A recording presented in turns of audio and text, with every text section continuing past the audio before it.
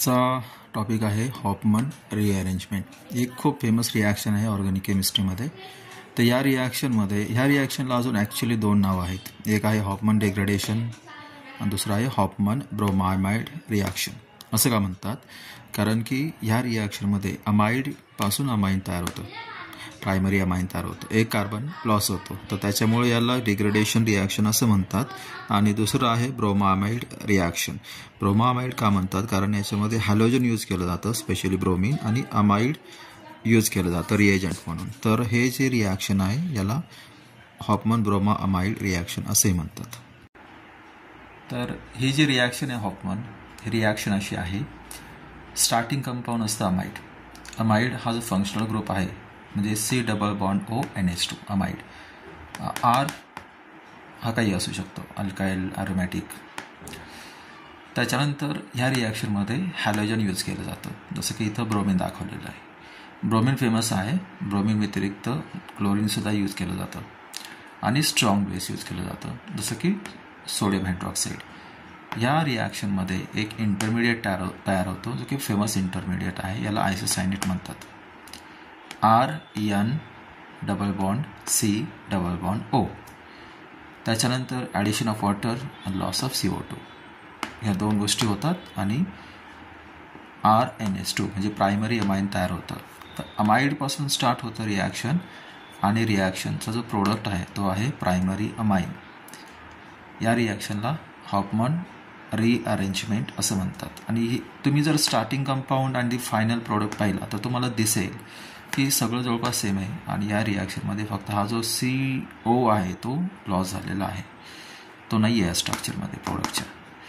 Actually ते कसं होतं आहे ते आपण पाहणार आहे. या रिॲक्शनमध्ये या 3 स्टेप्स इन्व्हॉल्व आहेत मेकॅनिझममध्ये.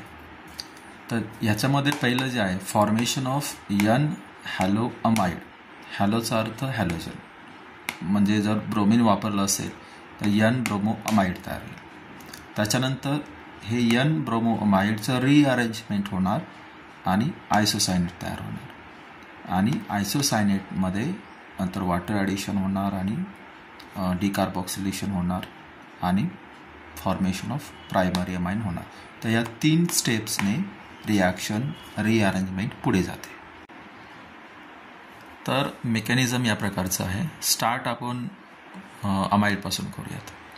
RC+O NH2 हे अमाइड झालं. या रिॲक्शनमध्ये आपण स्ट्रॉंग बेस घेतोय OH- सोडियम हायड्रॉक्साईडपासून OH-.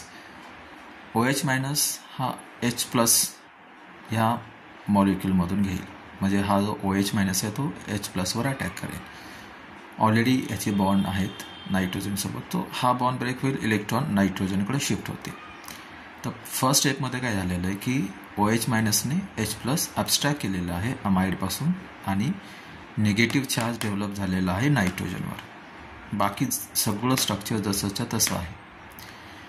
आता हे जे स्ट्रक्चर तयार झालेलं आहे अमाइडचं एनायन डेरिव्हेटिव्ह, तर ते रेझोनन्स स्टॅबिलायझर, म्हणजे हे जे निगेटिव्ह चार्ज आहे तो इथं येऊ शकतो कार्बन नायट्रोजनमध्ये आणि सायमल्टेनियसली हा बॉन्ड ब्रेक होऊन ऑक्सिजनकडे जाईल. So negative. हे 2 रेझोनेटिंग स्ट्रक्चर्स दाखवलेले आहेत अमाइडच्या एनायनचे. या रिॲक्शनमध्ये हॅलोजन यूज केलेला आहे. आता या कंडिशनमध्ये हा जो निगेटिव्ह चार्ज आहे नायट्रोजन, तर तो अटॅक करेल ब्रोमिनवर, हॅलोजनवर. हा बॉन्ड ब्रेक होईल, इलेक्ट्रॉन म्हणजे ब्रोमिनचं काय होणार आहे, ब्रेक होणार आहे बॉन्ड. एक ब्रोमिन नायट्रोजनला कनेक्ट होईल, इथं जसं दाखवलेलं आहे. हा negative charge connected to this bromine आणि हा Br- निघून जाईल, -Br. ठीक आहे. तर याच्यामध्ये सोडियम हायपोब्रोमाइडचं इम्पॉर्टंट रोल आहे. तर या रिॲक्शनमध्ये असं N ब्रोमो अमाइड डेरिव्हेटिव्ह तयार होतं. तर याला N ब्रोमो अमाइड का म्हणायचं आहे? तरी तुम्ही जर पाहिलं की ह्याच्यामध्ये आणि याच्यामध्ये सिमिलॅरिटी आहे, फक्त इथं ब्रोमिन तयार झालेलं आहे. हे अमाइडचं स्ट्रक्चर आहे, नायट्रोजनला ब्रोमिन कनेक्टेड आहे, त्याच्यामुळं N ब्रोमो आणि अमाइड. नायट्रोजनला ब्रोमिन कनेक्टेड आहे आणि हे अमाइड आहे.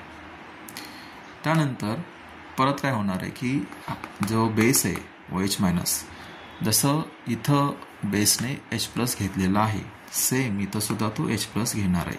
हा जो H प्लस हायड्रोजन आहे तो घेणार आहे ॲज अ H प्लस.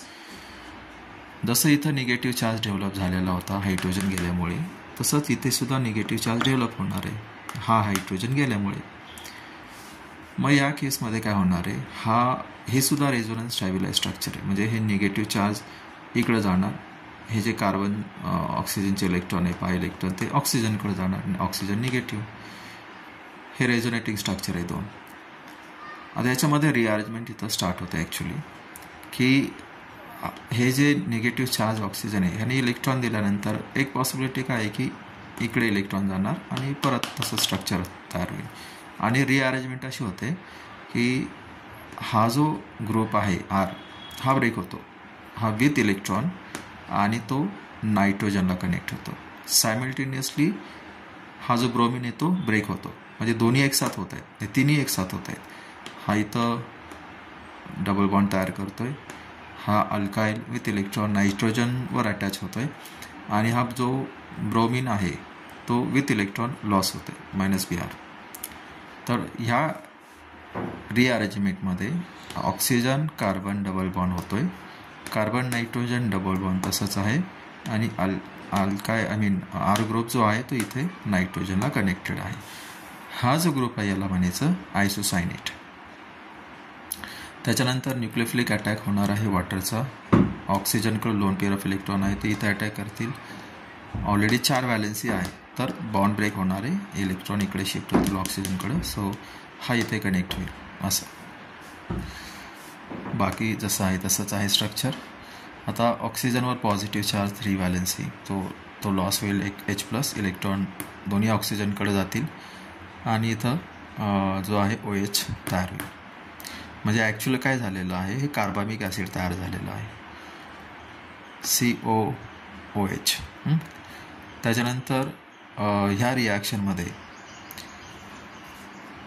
वॉटरचं हे जे आहे इथं पहा की हा ऑक्सिजन इलेक्ट्रॉन जो निगेटिव्ह आहे तर तो शेअर करेल. ऑलरेडी 4 व्हॅलेन्सी आहे तर हा बॉन्ड ब्रेक होईल, पाय बॉन्ड, इलेक्ट्रॉन इकडे शिफ्ट होतील, नायट्रोजनकडे जातील. नायट्रोजनवर निगेटिव्ह चार्ज काय होतं आहे की इलेक्ट्रॉन शेअर झाले, हा बॉन्ड ब्रेक झाला, नायट्रोजनवर निगेटिव्ह चार्ज, वॉटरपासून प्रोटॉन घेतला जाईल आणि तो इथे कनेक्ट होईल. हे कार्बामिक ॲसिड झालं ॲक्च्युली.